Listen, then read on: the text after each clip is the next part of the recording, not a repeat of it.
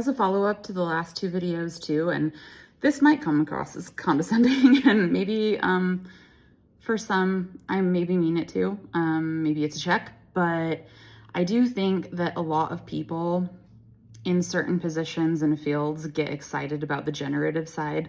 And part of why it's being over-rotated on is because there has been such a huge devaluation of creatives for a very long time, and people not wanting to pay them for the work they're actually doing, because it's hard to tie creative output directly to ROI, return on investment, for people.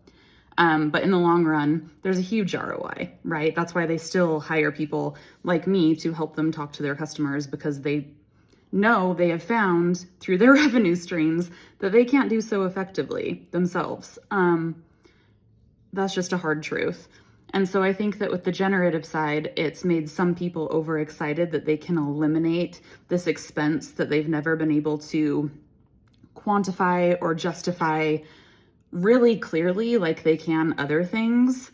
They know there's value, so they keep creatives around, but tying it directly to like a week by week, quarterly, monthly, yearly, very clear, distinct ROI is hard. And so it's devalued and it's an irritation to them at times. And I think that I'm starting to see some of this irritation coming out as they're realizing that the AI, it's predictive and it's math-based, and it can't reason, and it can create things that look and feel like art and writing to someone that doesn't know what good art and writing looks like.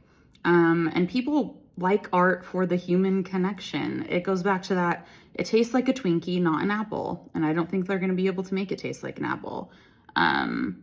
So yeah, I just thought I should follow up with that as well. I think that's part of why the generative AI has dominated so much of the conversation lately, and why I really don't think it's something that we should be worried about as creatives in the long run. It might take a few years, but using AI to create and communicate with customers and make things, it erodes trust. It will erode trust in the long term. There's research coming out on that already. And I don't know about you, I don't even want to read an email that I can tell has been written by generative AI. I don't think most people do. So yeah, some more food for thought.